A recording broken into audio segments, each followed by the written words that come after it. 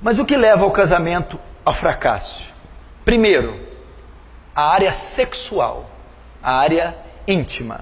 Vamos para a primeira carta de Paulo aos Coríntios, capítulo 7. Primeira carta de Paulo aos Coríntios, no capítulo 7. É um texto que não é muito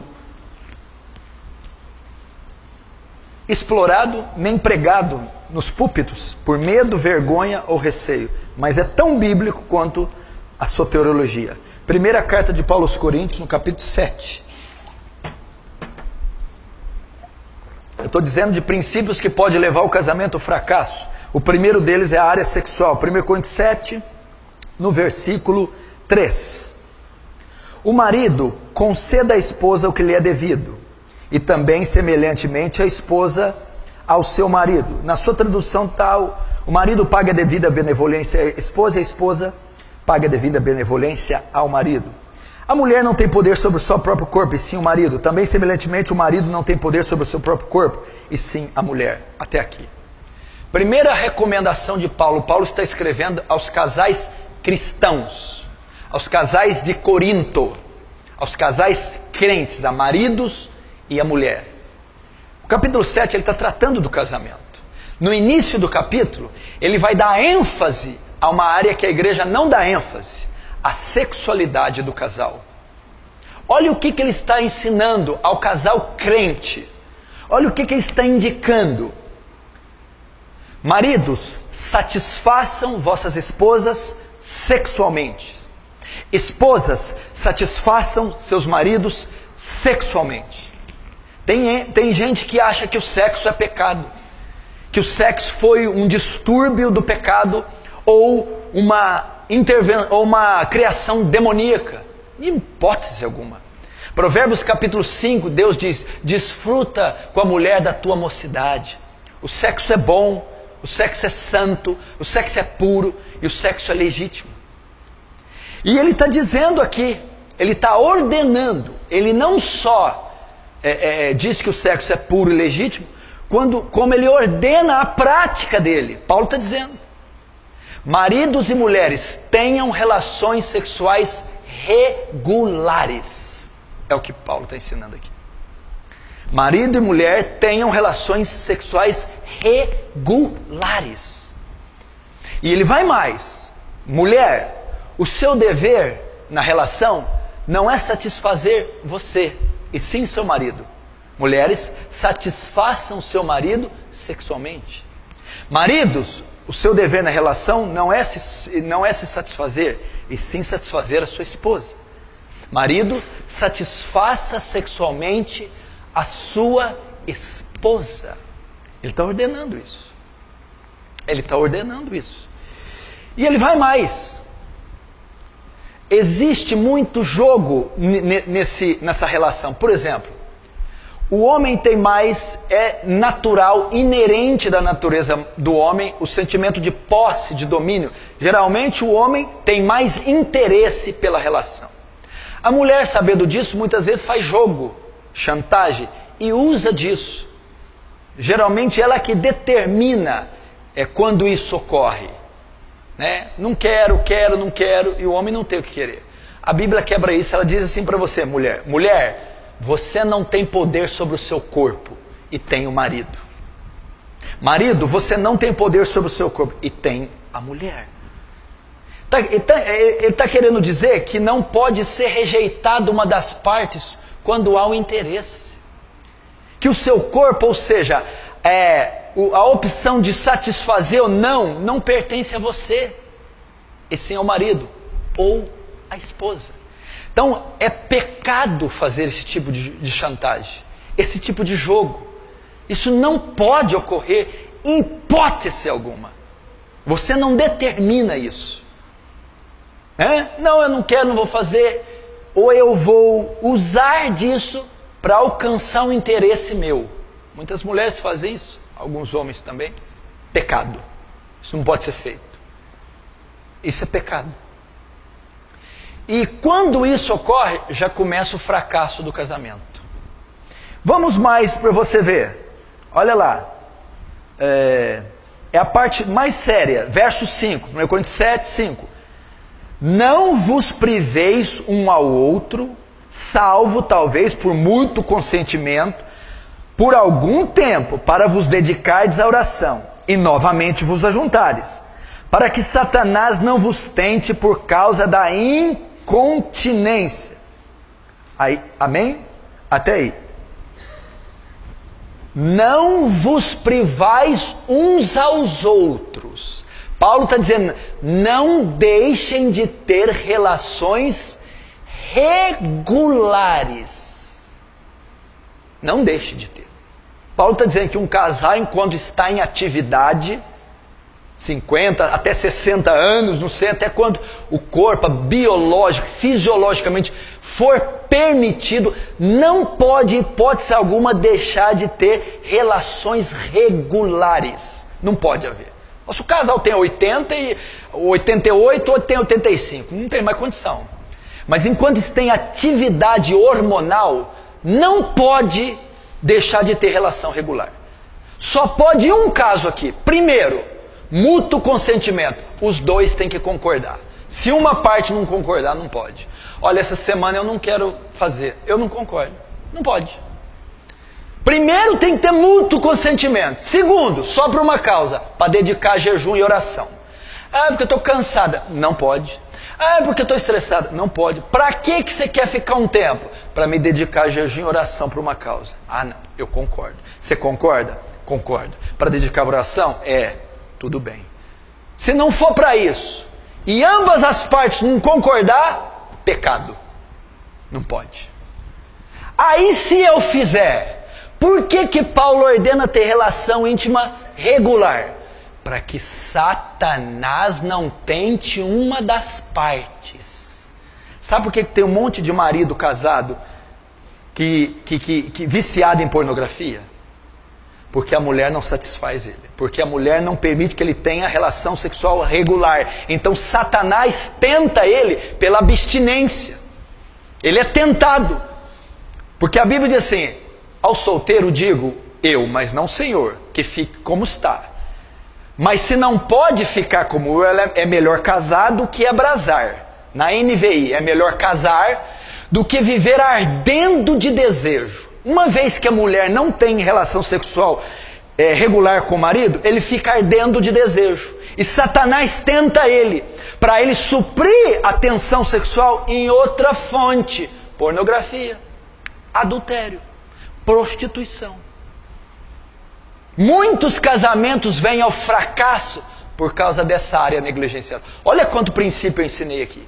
Olha quanta coisa tem numa simples relação. Olha quanta coisa. Você está entendendo? Tenha relações regulares. Não quero. Só se as duas partes concordarem e para se dedicar à oração e jejum. E isso aqui destrói casamento. Isso aqui não é pregado, não é ensinado, não tem livro escrito, seminário, ninguém fala disso aqui, porque não pode falar no púlpito. Mas não pode falar no púlpito. Tem um capítulo inteiro destinado para isso. Como é que não pode falar no púlpito? E está cheio de esposa de pastor sofrendo. É um horror. Está cheio de casal de pastor. Essa vida aqui é uma lambança. Pastor que pornógrafo, pastor que não supre a mulher. E aí vai, porque não lida com essa área. Cheio de diácono, obreiro, cheio de crente dentro de igreja, que é uma baderna nessa área aqui. Não tem zelo, temor, reverência, respeito com esse princípio, que é seríssimo. É o primeiro princípio que destrói um casamento. A relação. Por quê? Porque, olha ele, quem que Paulo apresenta aqui, o personagem que Paulo convida? Satanás. Ele vai vir. Ele vai jogar o teu marido na mão de outra. Ele vai jogar a tua mulher na mão de outro. Ele vai jogar material. Ele vai fazer o seu marido ou sua mulher suprir a necessidade de outra forma. E a forma pecaminosa. Primeira área que traz problema. Segunda área que traz problema no casamento. A insubmissão da mulher. Ah, mas essa eu não ia deixar de falar de jeito nenhum. Efésios capítulo 5.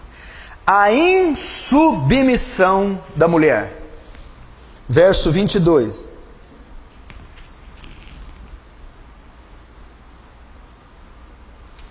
Diz assim: as mulheres sejam submissas ao seu próprio marido, como ao Senhor. Porque o marido é cabeça da mulher, como também Cristo é o cabeça da igreja, sendo este mesmo Salvador do corpo. Como, porém, a igreja está sujeita a Cristo, assim também as mulheres sejam, as mulheres pode falar sejam em quê? Sejam em tudo submissas ao seu marido. Até aí. Outra coisa que leva o casamento à destruição, a insubmissão das mulheres aos seus maridos. Presta atenção. Submissão não significa demérito, inferioridade. Mulher, você não é inferior por ser submissa.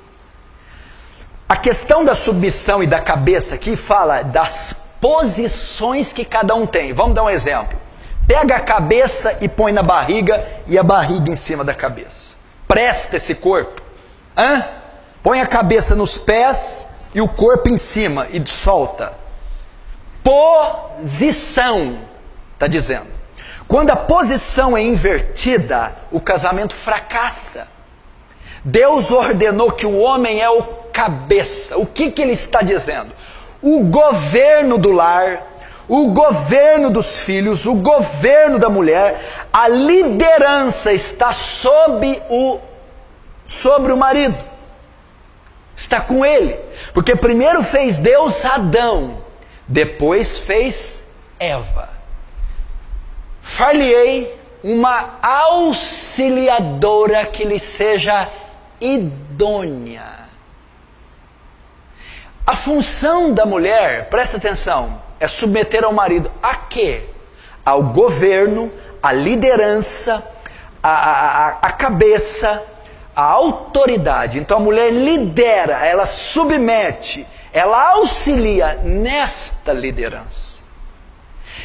Quando a mulher quer assumir o papel do homem, desrespeita o homem, desfaz do homem, inflige a autoridade do homem, o que acontece? O casamento foi feito para ser harmônico. Quando o homem sente que a sua autoridade está sendo infligida, quando o homem sente que ele está sendo rebaixado, denegrido, que a sua autoridade está quebrada, aquilo, primeiro, cria uma desarmonia no casal. Estresse, intriga, barreira, ira. Segundo, quebra um princípio espiritual. Porque Paulo diz aqui, submeta aos seus maridos como a igreja submete a Cristo. Como a igreja submete a Cristo? Como uma autoridade ordenada. Como alguém, a igreja submete como alguém que tem liderança, como alguém que tem a palavra final. A mulher deve ver no marido uma autoridade, alguém capaz de tomar decisões, alguém que Deus deu a liderança, que Deus deu a capacidade de escolher e decidir. A mulher tem que fazer isso.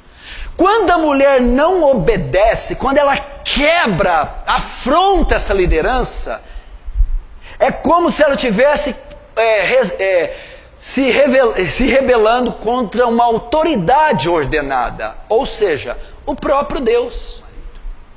A mulher tem que honrar o marido. A mulher tem que estimar o marido. Você não pode levantar a voz por teu marido em público. Você não pode envergonhar e expor a autoridade do seu marido em público. Você não pode afrontar e confrontar a virilidade, a liderança do seu marido. Se tem algo para você falar com o teu marido que você não concorda, você tem que falar em secreto. Você tem que falar a sós. Jamais exponha a liderança do seu marido. Jamais quebre ou desfaça, desobedeça em público aquilo que ele falou, ordenou em público. Não faz isso. Isso destrói casamento. Destrói. Por quê? Porque você está desmoralizando o seu marido. Você está desmoralizando o seu marido. Isso vai afetar a relação, vai afetar o convívio, vai afetar a educação dos filhos e vai trazer brechas para Satanás tocar no seu casamento. Terceiro, a boca aberta da mulher. Isso atrapalha casamento. Vamos lá. 1 Pedro. Primeira carta de Paulo, de Pedro. Pega Apocalipse e volta que é mais fácil. 1 Pedro capítulo 3.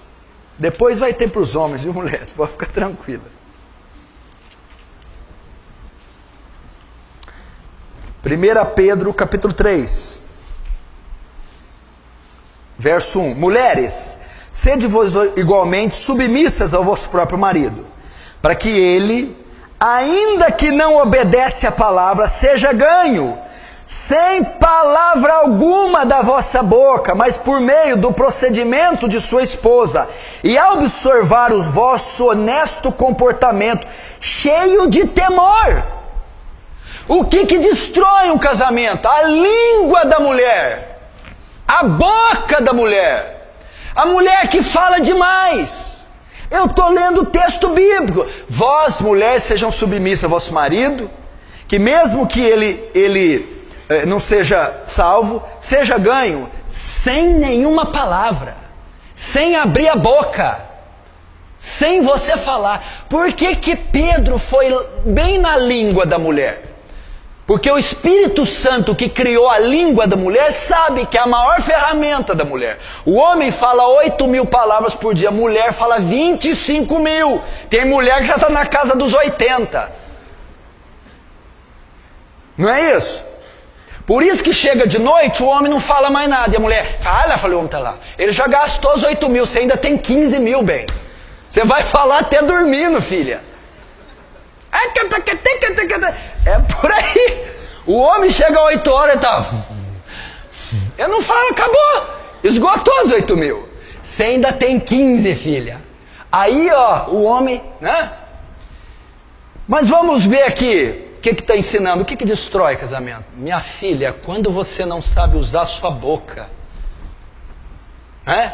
Pedro escreveu isso porque Deus sabe que é o instrumento, a arma da mulher é a sua língua. E o texto que ele está usando aqui é o bate-boca.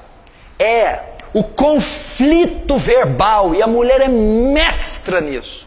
Mestra nisso. Ferir, magoar, ir, apontar, ir ali no ponto nevrálgico do homem. E ela vai contestando, rebatendo. E isso destrói casamentos. Uma mulher linguaruda, uma mulher que não sabe usar a boca, uma mulher que ofende, denigre, ou uma mulher que quer levar na raça e no peito. Não adianta. O que vai causar?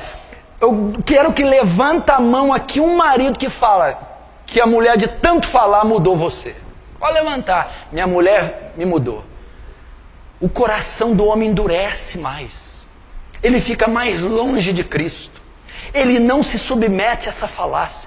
Cria ódio, revolta, repulsa, barreiras. E Pedro está dizendo, a maneira de você ganhá-lo, conquistá-lo, é o seu testemunho. É a sua conduta que vai quebrantá-lo, atraí-lo à admiração dele. Ao ver a sua mudança, a sua piedade, o seu bom senso, e não o seu confronto verbal, a língua. Isso aqui destrói casamento. Os conflitos no lar, discussões, bate-boca são horríveis. Só se machucam, se ofendem, se ferem e se distanciam mais e mais um do outro. É assim ou não é? Então o que leva o casamento ao fracasso? A área sexual, a insubmissão da mulher, a língua da mulher. Quarto, o que mais leva o casamento à destruição? Provérbios capítulo 31. Vamos lá. Salmos, no meio da Bíblia, Provérbios.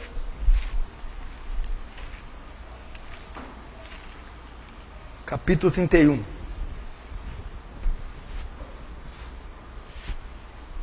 Verso 12. Ela lhe faz bem e não mal todos os dias da sua vida. O que leva o casamento à destruição? Uma mulher maligna, que faz mal para o marido e não o bem. Aqui nós estamos lendo o contexto de mulher virtuosa. Mulher virtuosa, quem achará? O seu valor cede dos rubis.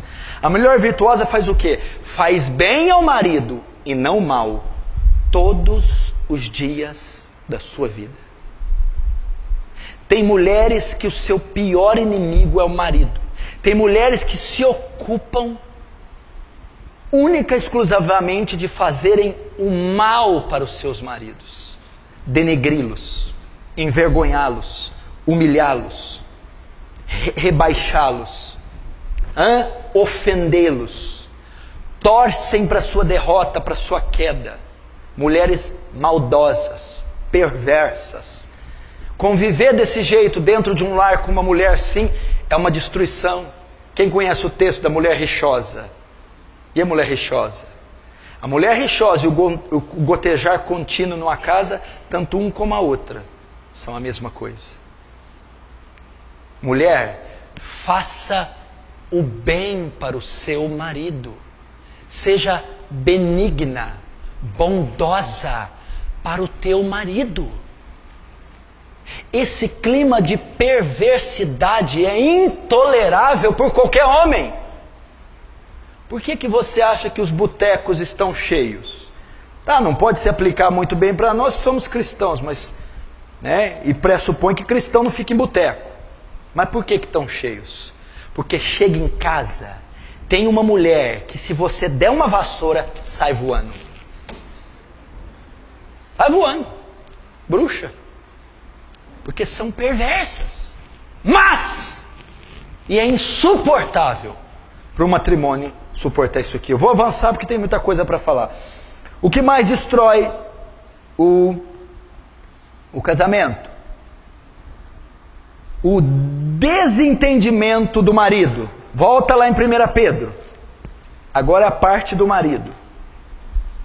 1 Pedro, lá no final de novo, perto de Apocalipse. Capítulo 3.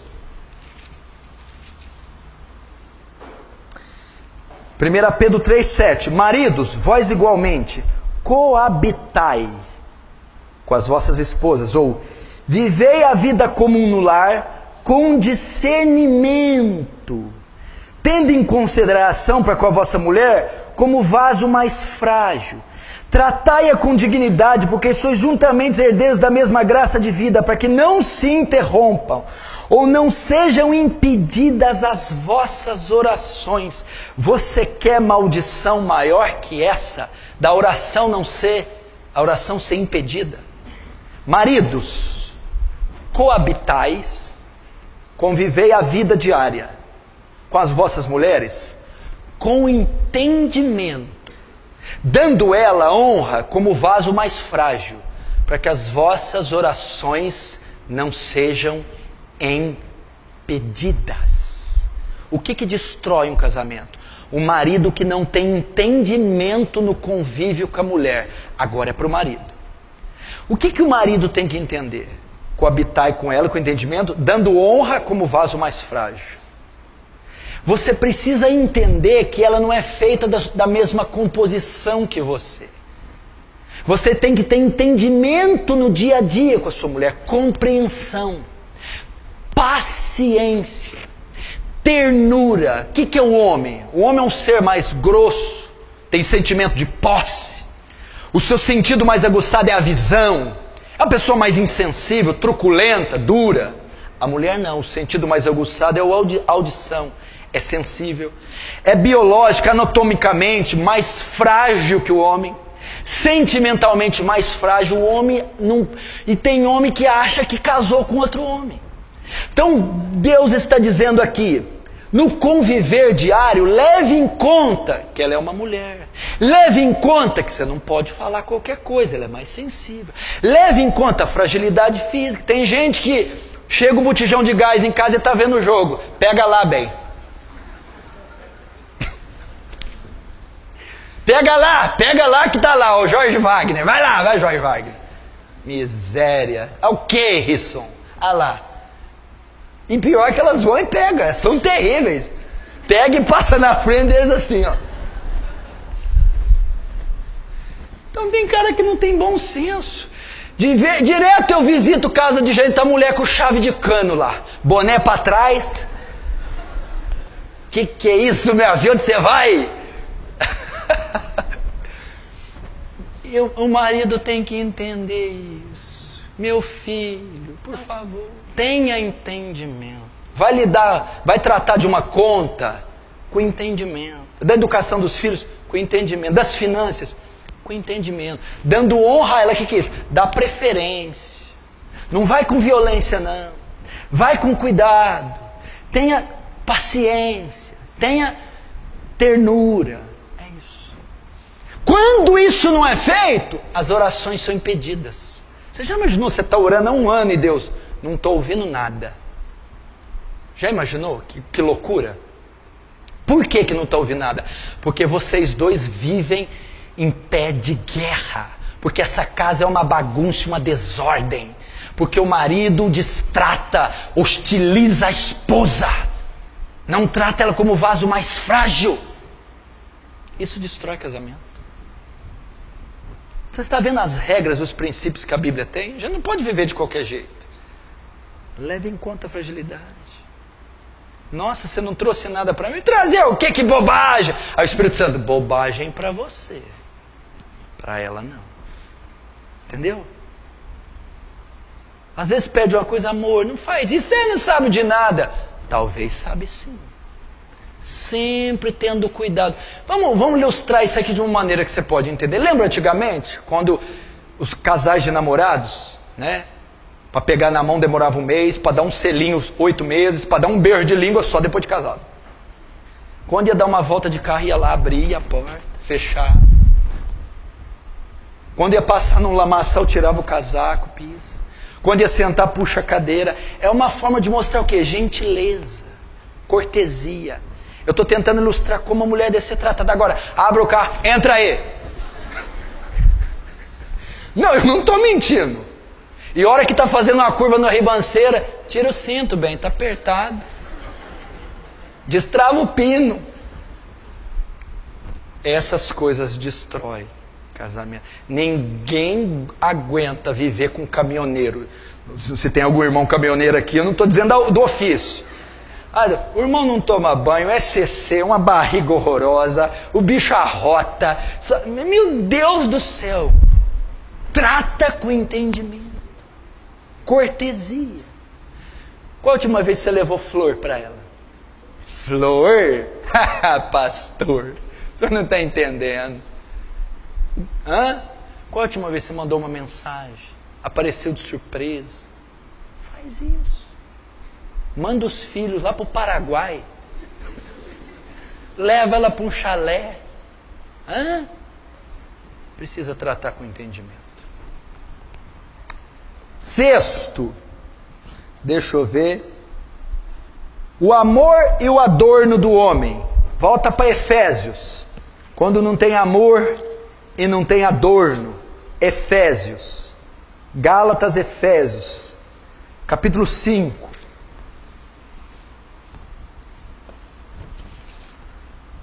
Gálatas, Efésios 5. Efésios 5, 25. Maridos, amai vossas esposas, como também Cristo amou a igreja, a si mesmo se entregou por ela, para que a santificasse, tendo purificado por meio da lavagem de água, pela palavra, para apresentar si mesmo igreja gloriosa, formosa, sem ruga, nem coisa semelhante, porém santa e sem defeito. Até aí. Eu vou dizer de 2 coisas aqui, mas essa é a mais importante da palavra inteira. Primeiro, o que destrói o casamento? Quando o marido não ama a esposa. sentimento que deve reger o matrimônio é o amor. Maridos, amai vossas esposas. Eu vou fazer a pergunta aí, você não precisa olhar para ela, nem cutucar, nem responder. Você responde para o teu coração. Não, eu vou perguntar, você vai pensar, depois eu vou falar outra coisa e você responde. Marido, você ama a sua esposa? Você ama? É uma ordem aqui. Vós maridos, vocês devem amar sua esposa. Antes de responder, calma, de qualquer jeito não. Vós marido, amais vossas esposas como Cristo amou a igreja. O jeito que você sempre amou sua mulher é uma coisa. O padrão que Deus pede é outra. Como Cristo amou a igreja? Amou ao ponto de se entregar e dar a vida por ela. Que amor que foi esse? Como é que é a igreja, Cleverson? Pecadora, feia, gorda, cai toda hora, tropeça. Quando Deus olha para a igreja, ela não tem um dente, cabelo pichain, gorda e manca. Ela não reúne nenhuma condição para Cristo amar. Ela é pecadora. Cristo ama a igreja incondicionalmente. A tua mulher não é bonita como você queria, não tem o tamanho que você queria, não é doce como você queria, não tem idade como você queria, ela não reúne as condições que você queria, ótimo. Deus não manda amar condicionalmente. Você tem que amar sua esposa, mesmo que ela não reúna as condições que você gostaria. Amá-la incondicionalmente, sacrificialmente, ao ponto de dar a vida. Seu amor. Quando tem isso numa relação, não há demônio que destrói o casamento. Não há tentação que destrói. Porque eu amo a minha esposa, meus filhos, ao ponto de dar vida sacrificialmente. É desse jeito. Eu falo para minha esposa, ela está ali me assistindo, imagina pregar um troço desse que a mulher vendo. Falo para ela regularmente. Querida, eu amo você do jeito que você é. Nenhuma das suas falhas, falo isso, nenhuma das suas falhas interfere no meu relacionamento e no meu sentimento por você. Nenhuma. Nenhuma. Falo abertamente isso. Abertamente. Meu amigo, se você amar a sua mulher assim, não tem crise que você não vença. Segundo, essa é importantíssima. Olha, Cristo não só ama, como ele atavia a noiva. Ele olha, essa noiva está sem dente, fazer uma obturação, vou pôr um sapato nela, dar uma esteirinha, corre aí, noiva. Ele vai adornar a igreja, santificá-la. Está meio feia, desordenada, vai deixar bela. Marido, o casamento vai a um fracasso quando você não adorna a sua esposa. Malda, cuida dela. Se a sua mulher é uma jararaca, surucucu, capitão do campo, narja, jiboia, coral verdadeira, falsa, sucuri, cascavel, e aí vai. Culpa tua que não adorna ela. Você é responsável por adornar, formar. E não estou falando só fisicamente. Você está triste, eu vou fazer você ficar alegre. Você anda depressiva, eu vou mudar a sua estima. Você está mal vestida, eu vou ajudar, vou comprar uma troca para você. Eu vou adornar. Você é meio ignorantezinho, eu vou te ensinar. É um marido que adorna.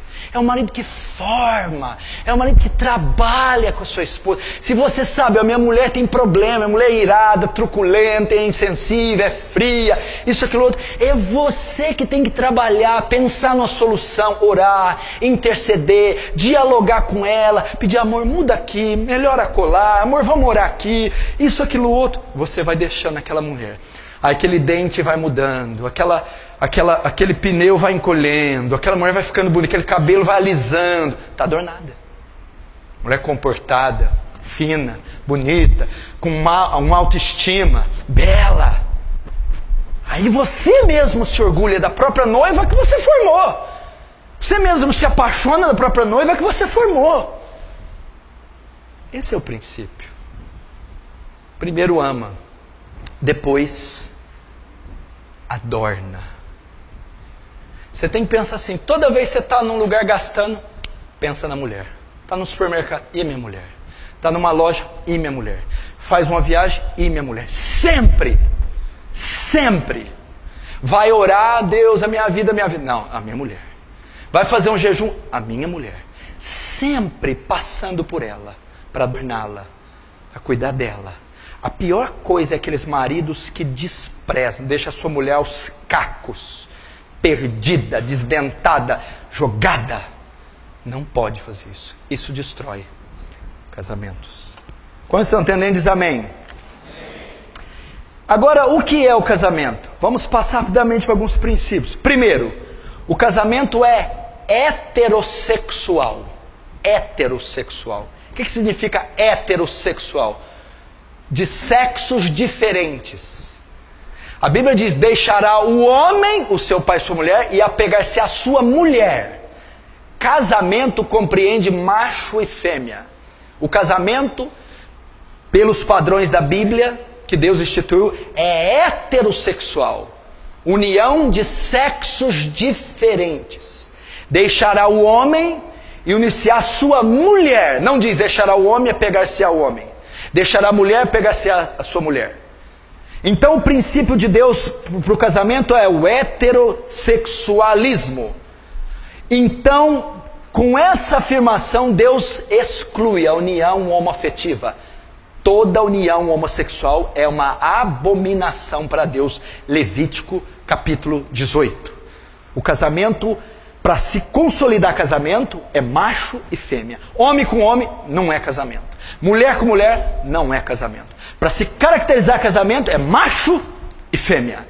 Unir-se-á o homem e a sua mulher. E isso é o casamento. Segundo, o casamento é monogâmico. Mono vem de um. Casamento é deixará um homem e apegar-se-á a uma mulher. O padrão de Deus é monogamia. O que é diferente disso? Poligamia. Aquele homem que tem várias mulheres, ou aquela mulher que tem vários homens. Saiu um filme na década de 80 aí, né? Dona Flor e seus 3 maridos. Isso é poligamia. O método bíblico é monogamia. Deixa um só homem e casa com uma só mulher. Pastor, mas o que é esse casamento da Bíblia? Abraão, Davi, foi uma tragédia, você pode ver. Começa Jacó, com aquele monte de mulher, uma tragédia. Abraão, Davi, Salomão, aquilo não é o padrão de Deus, nunca foi. É um só homem, uma só mulher. Terceiro, o casamento é monossomático. Mono, um, soma, corpo, carne, uma só carne. O casamento não é um contrato, vamos orar junto? Não, o casamento é uma união mística, onde 2 se tornam um. O que significa ser monossomático? Que o sexo é permitido só dentro do matrimônio.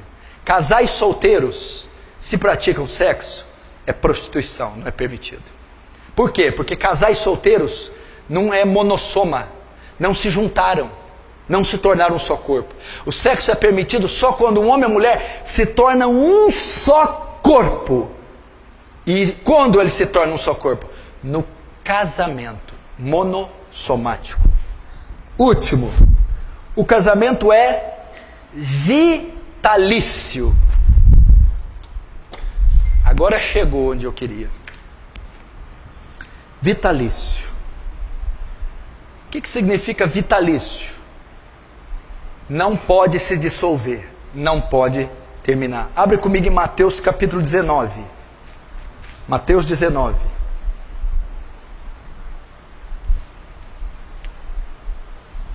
Casamento é vitalício.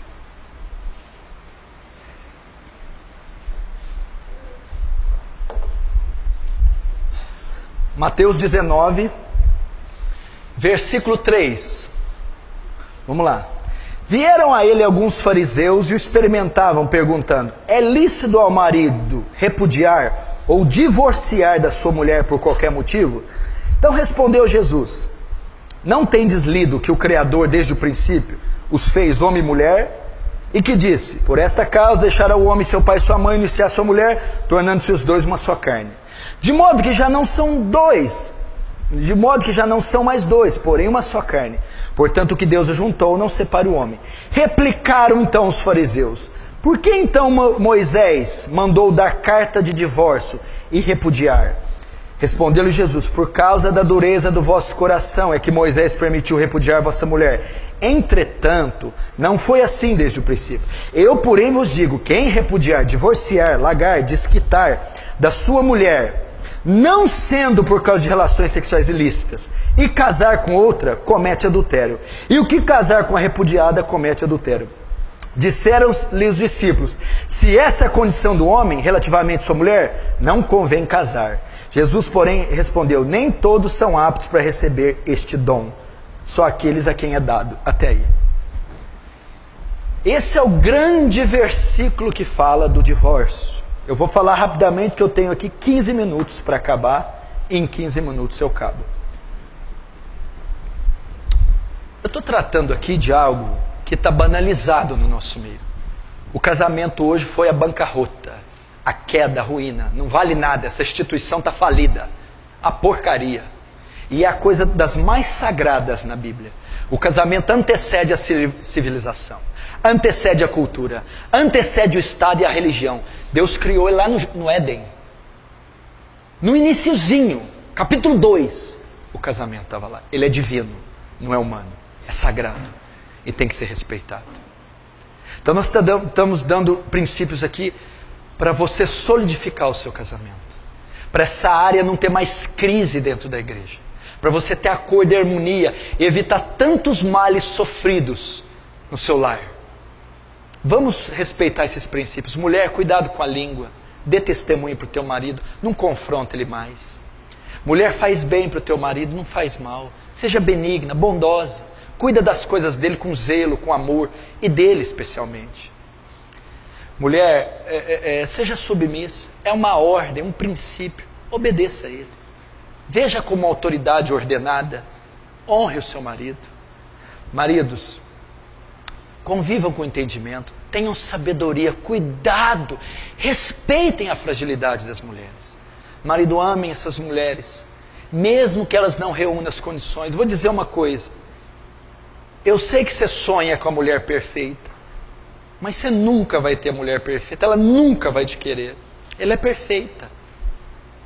O fato dela ser perfeita não vai não permitir que ela queira você, jamais. Então uma perfeita você nunca vai ter. Adorna ela, dá um trato nessa mulher, trabalha com ela, molda o caráter, o físico, a aparência dela. O casamento é heterossexual, um homem com uma mulher. É monogâmico, um só homem com uma só mulher. É monossomático, não é um contrato de dois, é uma união mística. Quarto, é vitalício. Por isso, garotos que querem casar aí, pensem muito bem na escolha. É para o resto da tua vida. Não posso separar, pastor? Não, não pode separar. Mas nem se tiver crise, nem se tiver crise. De jeito nenhum, pastor? De jeito nenhum. Quando é que eu posso? Só quando você pegar o atestado de óbito dela. Fora isso, não tem cláusula, não tem nada que pode fazer separar. Vamos ver rapidamente por que é vitalício. Verso 3. Vieram a ele alguns fariseus para o experimentar, perguntando, é lícito ao marido repudiar a sua mulher por qualquer motivo? Até aí, olhe para mim. Primeiro, os fariseus vieram perguntar a ele, é lícito, é correto separar-se da mulher por qualquer motivo? Você acha que os fariseus estavam interessados em ser edificados? A gente quer aprender com você, Rabi. A gente quer ser ensinado. Não, a Bíblia diz aqui, para o experimentar. Os fariseus queriam pegar Jesus em alguma falta para acusá-lo de blasfêmia. Lembrando que Jesus estava na Pérea. Onde era esse lugar? Onde estava instalado o rei Herodes.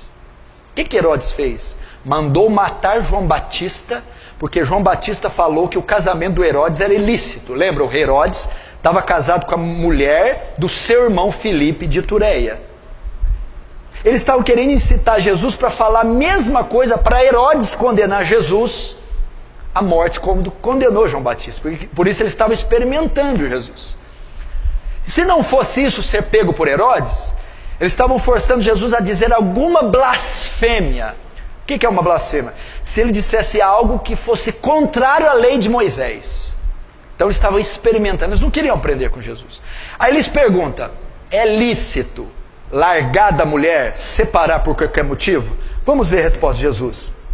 Então respondeu ele, não tendes lido que o Criador desde o princípio os fez homem e mulher, e que disse, por esta causa deixará o homem, o pai e sua mãe, se unir à sua mulher, tornando-se dois na sua carne? Agora a resposta, 6. De modo que não são mais dois, porém a sua carne. Portanto, o que Deus ajuntou, não separe o homem. A resposta de Jesus foi, não. Não é lícito separar. Não pode separar. Não aprovo o divórcio. Malaquias 2,16 diz, eu, o Senhor, repudio o divórcio. Quem está dizendo é o Deus que você serve. Você não é crente? Sou. Crente em quê? Em Jesus. Jesus é quem? Deus. O Deus que você serve repudia, tem nojo do divórcio. Você quer servir um Deus que tem nojo da atitude sua? Não acredito. Ele tem nojo. Que tipo de divórcio? Qualquer espécie de divórcio. Eu, o Senhor, Malaquias 2,16, repudio, abomino o divórcio. Sabe o que Jesus está dizendo? O que uniu Deus, o homem não separa. A palavra homem aqui não é uma pessoa, é tudo que provém do homem. Está dizendo, o que uniu Deus não tem instituição humana, juiz de paz, cartório, bispo, pastor, que pode desfazer. O casamento é vitalício. É o que está falando. Pode uma mulher, os fariseus vieram ali, Jesus, não pode. Mas não pode. Entendeu? O que uniu Deus. Ah, mas e se o meu casamento não foi Deus que uniu? Você já viu essa pergunta? Ah, e se não foi? Todo matrimônio é selado por Deus. Todo matrimônio. Se uniu, aqui no Brasil, por exemplo, o casamento, ele é caracterizado pelo cartório. Se você casar só na igreja, não tem valor nenhum. Quando aqui no Brasil é o Estado que casa. Quando você casa e registra em cartório, você está legalmente compromissado em entrar. Neste momento, Deus sela qualquer espécie de matrimônio. Por quê? Porque o matrimônio antecede as religiões, os dogmas. Foi Deus quem o formou. Então, quando um homem e uma mulher decidem se viver juntos e legaliza isso, e concretiza, naquele momento se uniu. E uma vez que uniu, não tem mais jeito. Aí tem que ter responsabilidade. Agora os fariseus vão tentar pegar ele. Olha lá, o 7. Replicaram os fariseus, então por que mandou Moisés dar carta de divórcio e separar? Eles não estavam interessados na resposta. Eles estavam querendo dizer assim, peraí, o senhor está falando que não pode separar em hipótese alguma? Mas na lei de Moisés diz que pode. Os fariseus estavam querendo acusar Jesus, dizendo, você está trazendo um ensinamento contrário à lei de Moisés. Você está quebrando a lei de Moisés. Eles já queriam pegá-lo. Não, mas peraí, você está falando que não pode de jeito nenhum. Na lei de Moisés, Moisés mandou dar carta de divórcio. Para pegar ele. Vamos ver o que Jesus diz. Verso 8. Respondeu Jesus, por causa da dureza do vosso coração, é que Moisés permitiu repudiar vossa mulher. Então tá, Jesus vai dar a resposta assim, não, Moisés não mandou nada não. Moisés não mandou dar carta de divórcio. O divórcio já existia naquela época. Moisés só regulamentou. O que acontece? Moisés abriu essa exceção, ela não era a vontade de Deus, não estava na lei de Deus, Moisés permitiu. Por quê? Por causa da dureza de vocês. Porque vocês são tão perversos e maus, E essa palavra dureza de coração, que significa insensibilidade espiritual ou maldade de coração. Foi por causa da maldade de vocês. Se Moisés não tivesse aberto uma exceção, vocês matariam a mulher de vocês.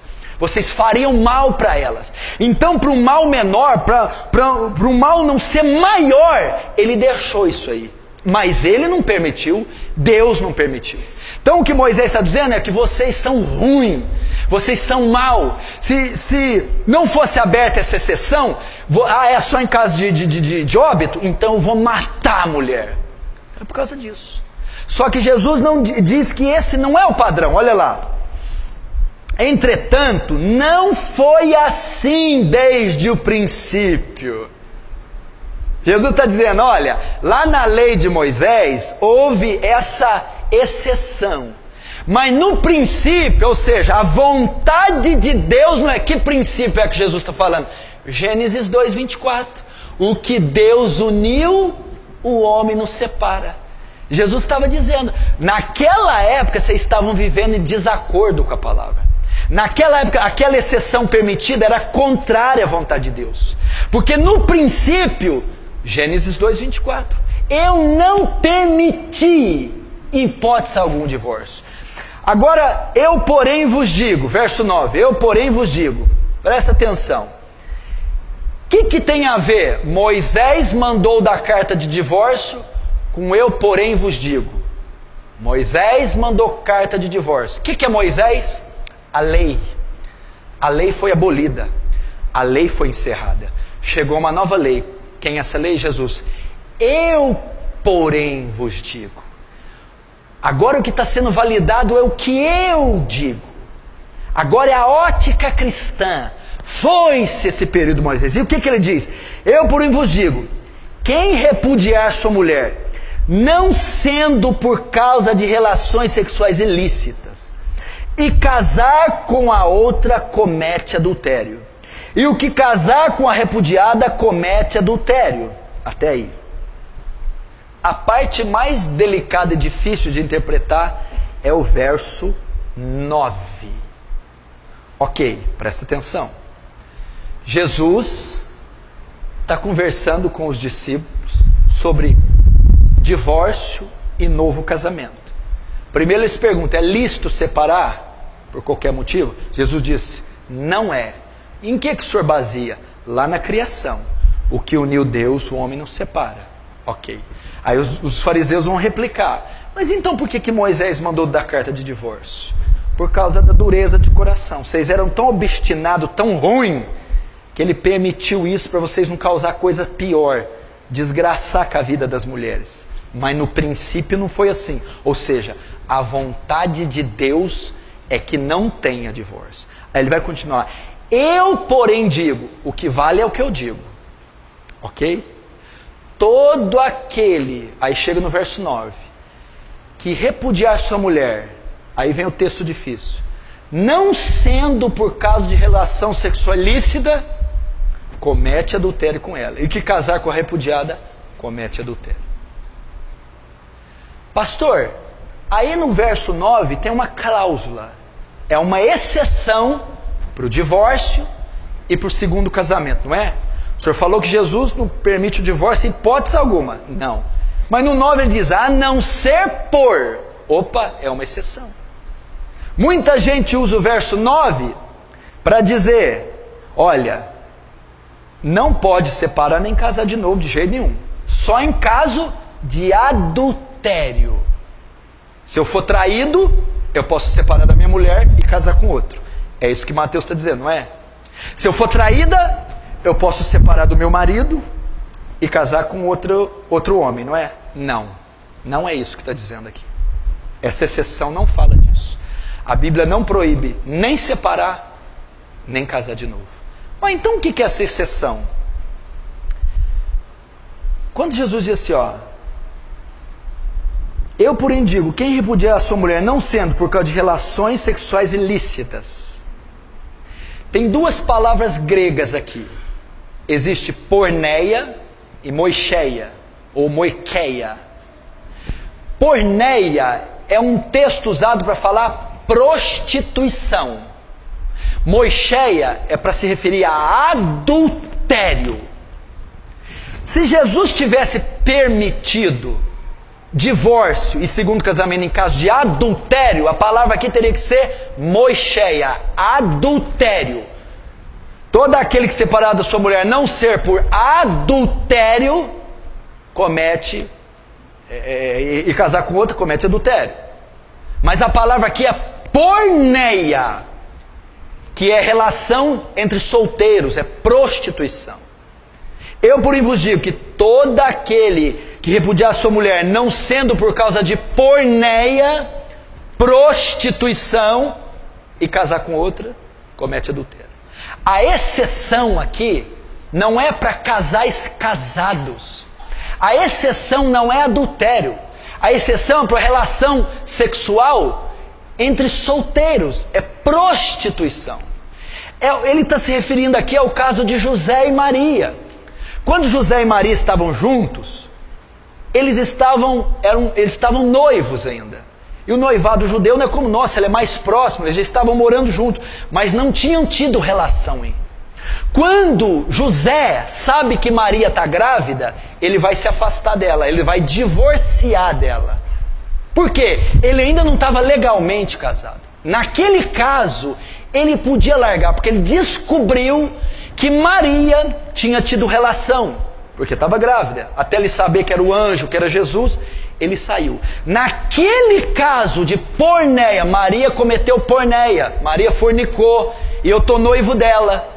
Eu posso largar dela, Jesus disse. Em caso de porneia. Tanto é que em João capítulo 8, os fariseus vão dizer para Jesus: você é filho de porneia. Ou seja, Jesus, você veio de prostituição. Eles sabiam da história da gravidez da Maria. Falou: você é filho de porneia. Você veio de relação sexual ilícita, Jesus. Olha a blasfêmia dos fariseus, hein? Falou que ele é filho de porneia, filho de prostituição. É esse texto. Então Jesus não está dizendo em caso de adultério, casais casados, onde uma das partes trai e a outra inocente pode sair. Não é isso que ele está dizendo. Ele está dizendo em caso de prostituição. É isso que ele está dizendo. Logo, ele não dá cláusula nenhuma para o segundo casamento. Eu posso separar e largar de novo quando me trai? Você poderia, se a palavra aqui fosse moicheia, se Jesus estivesse falando adultério. Jesus não está falando adultério, está falando relações sexuais ilícitas, prostituição. Então a cláusula não é para casais casados. Ele não permite o divórcio, nem o segundo casamento.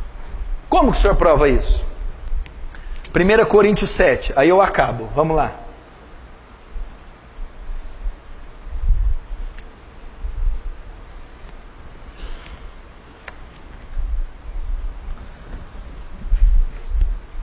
Vamos aprender aqui. 1 Coríntios 7. Verso 10. Ora, aos casados, ordeno não eu, mas o Senhor, que a mulher não se separe do marido. Pode separar? Não pode. Pode o marido separar da mulher? Não pode. Olha aqui, ó. Aos casados ordeno eu, não eu, mas o Senhor, que a mulher não se separe. É uma ordem. Mas ele é bêbado? Não pode. Ele fuma? Não pode. Ele é ruim? Não pode. Olha lá. Ora, os casados, ordeno não eu, mas o Senhor, que a mulher não se aparte do marido. Se porém ela vier separar, que não case, ou que se reconcilie do marido, e que o marido não se aparte da sua mulher. O que ele está querendo dizer aqui? Olha, eu estou casado, o marido bebe, eu quero separar, não separa. O marido é ímpio, você pode separar? Não separe. E se ele me deixar? Se ele deixar, ele pode ir. Aí eu posso casar de novo? Não. Ou você fica só, ou reconcilia com o marido. É o que Paulo está dizendo. O único meio de se separar aqui é quando uma das partes deixa você. Aí separou. Marido ímpio não quer habitar mais com você. Foi embora. A esposa ímpia não quer habitar mais com você, foi embora. Aí houve uma separação forçada. Você não causou. Se depender de você, separa? Não.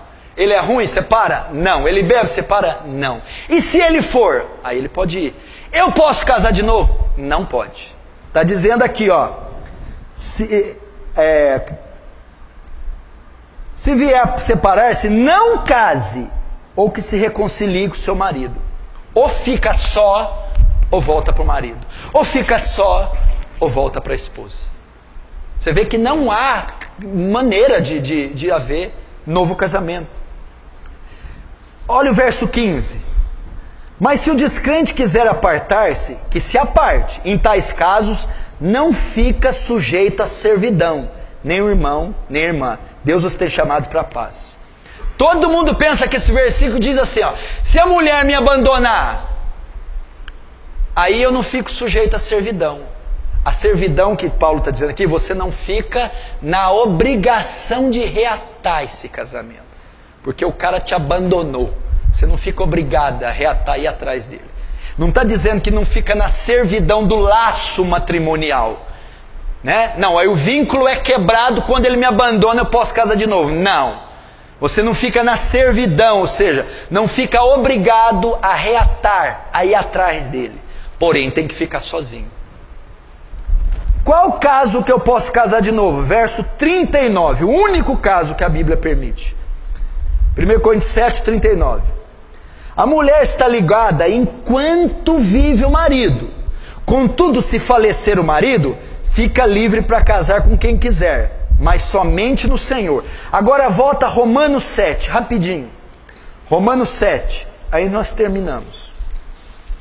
Romanos capítulo 7. Verso 2, Romanos 7, 2. Ora, a mulher casada está ligada pela lei ao marido enquanto ele viver. Mas se o mesmo morrer, desobrigada ficará da lei conjugal. De sorte que será considerada adúltera se vivendo o marido unir-se com outro homem.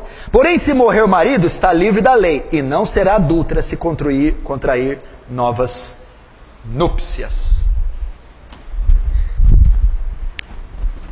A única exceção que a Bíblia faz: viuvez, óbito.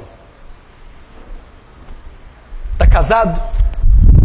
Quando que eu posso separar? Em hipótese alguma, de jeito nenhum, nunca. Ah, mas e se tiver adultério? O senhor não falou, ela me traiu, como é que eu resolvo? Perdoa. Perdoa. O remédio não é o divórcio, é o perdão. Ele me traiu, vou largar ele. Não, perdoa. O casamento é um retrato de quê? Cristo e a igreja. Cristo, a igreja trai Cristo? Trai ou não? Trai? Trai. E Cristo separa da igreja? Cristo perdoa a igreja. Ele me traiu, eu posso largar? Não. O que eu tenho que fazer? Perdoa. Ah, ele me traiu e saiu com a outra. Você está desobrigado dele. Mas eu posso casar de novo? Não. Por que não? Porque você está ligada pelo seu marido enquanto ele viver. Você está ligada pela sua esposa enquanto ela viver. Quando você uniu, presta atenção, que uniu Deus, o homem não separa. Se você casou de novo, ninguém separou o seu primeiro casamento. Você casa com outra, você adultera com ela. E a que casa com você, adultera com você. É isso que a Bíblia diz. Quando é que eu posso separar então?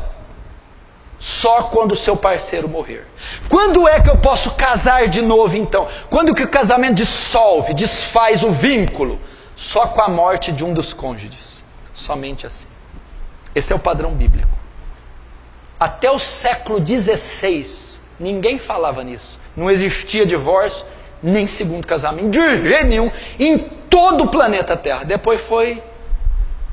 Agora hoje, não só tem a cláusula, como o pastor... Como é que é? Ah, ele é meio grosso, larga dele, arruma outro. Pastor, estão ordenando isso.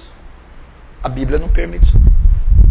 E quanta gente vai dar conta diante de Deus por ter permitido o divórcio E segundo casamento, e destruído famílias. Tá ruim, aguenta aí. Suporta ele. O casamento é vitalício. Fica com ela até a morte. Você é uma só carne com ela, e o que Deus uniu, ninguém tem competência para suprir. Ah, pastor, é difícil. Por que Moisés então deu carta de divórcio? Vamos lá. Por causa da insensibilidade do coração. O que significa? Na época do Antigo Testamento não havia graça sobre eles para suportar. Hoje não precisa de carta de divórcio. Hoje tem o Espírito Santo para suportar a fraqueza da tua esposa, para suportar traição. Tem graça em você, tem o fruto do Espírito, por você aceitar diferenças, conviver, caminhar 2 milhas, suportar. E Deus deu graça para você ficar unido com ela até a morte. É assim que Deus quer o matrimônio. Já pensou se toda crise fosse separar? Todo divórcio fosse, toda a briga fosse separar? Essa é a palavra para os casais. Pastor, quem está namorando na igreja? Um solteiro com uma divorciada. Desfaz esse namoro agora. Quem está noivo? Olha, eu sou solteiro, estou noivo de uma moça que já foi casada. Desfaz agora, porque é adultério. E eu não sabia isso que o senhor falou. Eu já me casei pela segunda vez, já até ter filho com a segunda mulher ou com o segundo marido. E só aprendi isso hoje, agora. E aí? Fiz quando eu era ímpio. Não sabia. No mundo todo mundo faz, todo dia. Fiz porque os outros pastores aprovou, não me ensinaram nada. A gente deve acolher essas pessoas, ensinar a elas o caminho da verdade, pedir para que elas orem, se arrependam por ter feito algo na sua ignorância e construam do jeito que já estão uma vida pura, feliz, não ensinando isso para as gerações futuras como padrão, como modelo. É assim que a gente recebe. 80% das pessoas que casam pela segunda vez são infelizes. 80% dos segundos casamentos é um horror, é um desastre. Se fosse bom, meu filho, essa porcentagem seria menor. Fique com a tua mulher, fique com o teu marido, suporte ele, suporte ela. Milha. Você é solteiro? Olha o que você ouviu. Quando os discípulos ouviram aquilo, nossa, se for essa a condição do homem, então é melhor ficar sem casar. Jesus é por aí. É duro. A lei aqui é alta, o padrão é alto. Você tem que estar preparado. Fecha os olhos agora, vamos orar.